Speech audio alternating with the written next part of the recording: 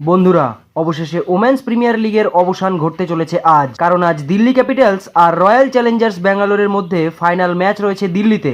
আর দুইটি টিমই প্রথমবার নিজেদের ট্রফি জেতার জন্য একেবারে উৎসুক হয়ে পড়েছে। আর এটা এই জন্যেও কারণ আইপিএল এ দিল্লি আর ব্যাঙ্গালোরের টিম 16 বছর ধরে আইপিএল খেলছে, কিন্তু তারা এখনো পর্যন্ত আইপিএল এর ট্রফির স্বাদ পায়নি। তাই আজ ওমেন্স প্রিমিয়ার লিগে দিল্লি আর ব্যাঙ্গালোরের টিম দুজনেই তাদের সেরা খেলা দেখাতে চলেছে। তবে ফাইনাল ম্যাচ জিতে কোন টিম ইতিহাস গড়বে তা তো আজ রাতের মধ্যেই বোঝা যাবে। তবে দিল্লি ক্যাপিটালস ব্যাঙ্গালোরের টিমের ওপর সবসময় ভারী পড়েছে, কারণ দিল্লির টিমকে এখনো পর্যন্ত হারাতে পারেনি ব্যাঙ্গালোরের টিম। তবে ব্যাঙ্গালোরের টিমও সেমিফাইনালে মুম্বাইয়ের মতো বড় টিমকে হারিয়ে প্রথমবার ওমেন্স প্রিমিয়ার লিগের ফাইনালে উঠেছে। তাই ব্যাঙ্গালোরের সমস্ত ভক্তরা চাইছে যে আজ ব্যাঙ্গালোরের টিমই জিতুক। আজ পর্যন্ত তো আইপিএল এ ব্যাঙ্গালোরের টিম ট্রফি জিততে পারেনি, তাই ওমেন্স প্রিমিয়ার লিগে ব্যাঙ্গালোরের টিম যদি আজ ফাইনাল ম্যাচ জিতে যায় তাহলে ব্যাঙ্গালোরের ইসালা কাপ নাম দিয়ে হয়েই যাবে। তবে আপনাদের কি মনে হয় বন্ধুরা, কে জিতবে আজকের ম্যাচ?